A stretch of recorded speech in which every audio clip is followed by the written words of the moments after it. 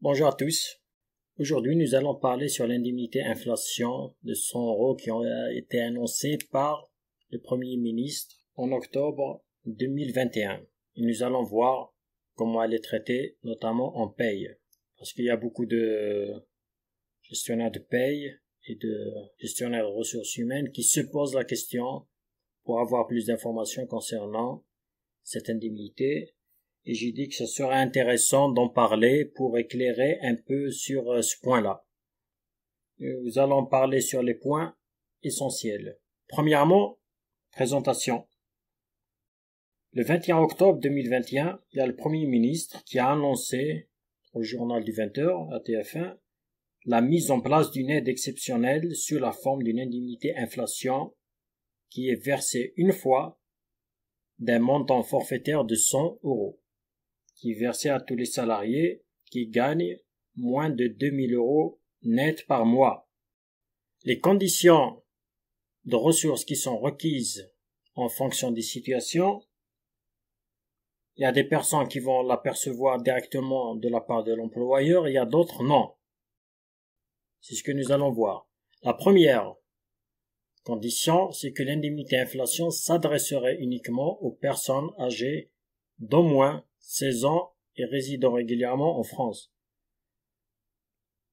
S'il y a des salariés moins de 16 ans, ils n'auront pas droit.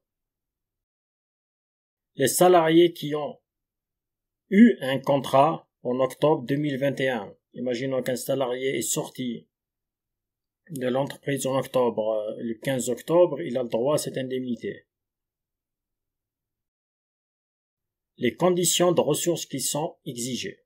C'est ce que nous allons voir dans la prochaine diapo. Les conditions de ressources qui sont exigées à des salariés.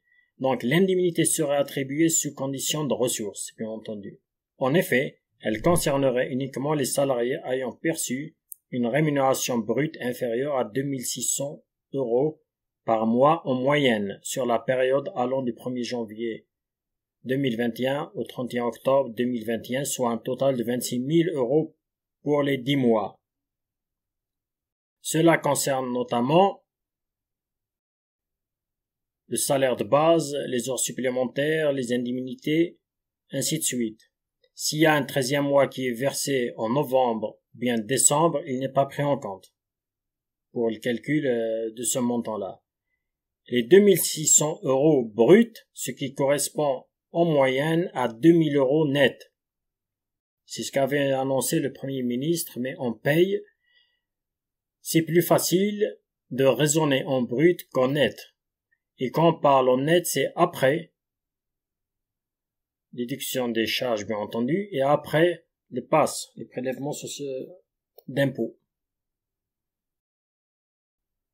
Les modalités de versement de l'indemnité.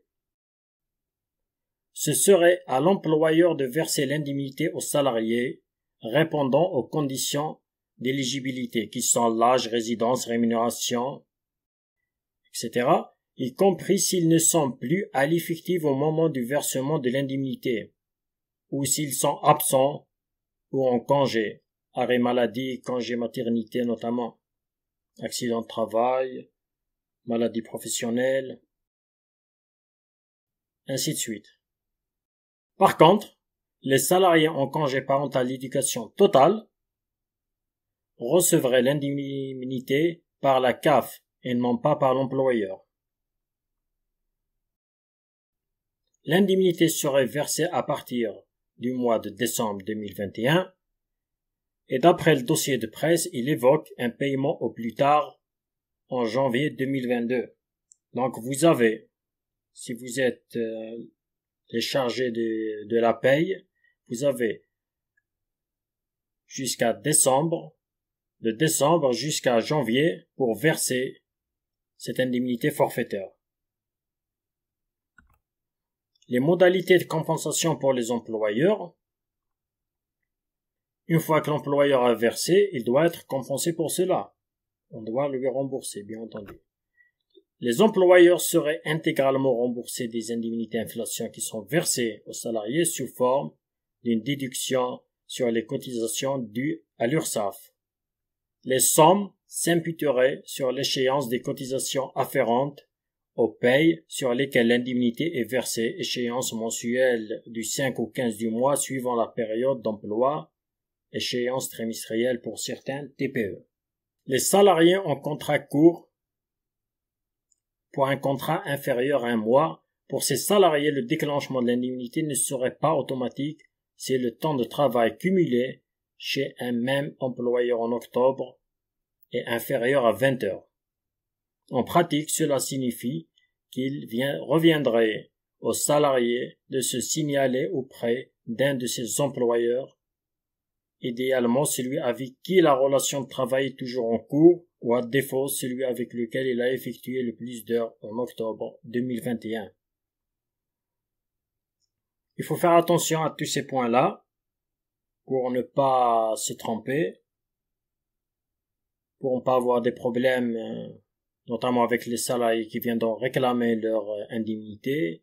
Il faut suivre les consignes.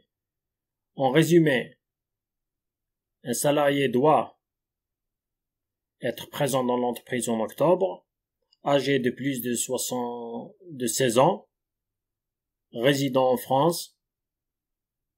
À tous ces salariés, il faut leur verser l'indemnité de 100 euros. Et cette indemnité est calculée sur la base d'un salaire qui est 2000 euros net.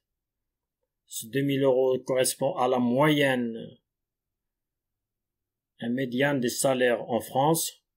Il y a 50% qui gagnent moins de 2000 euros et 50% qui gagnent plus de 2000 euros. C'est cette moyenne qui est prise en compte.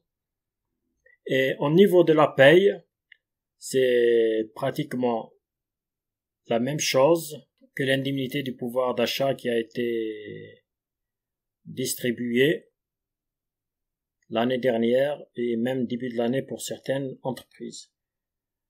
Les 100 euros doivent apparaître en bas du bulletin en net.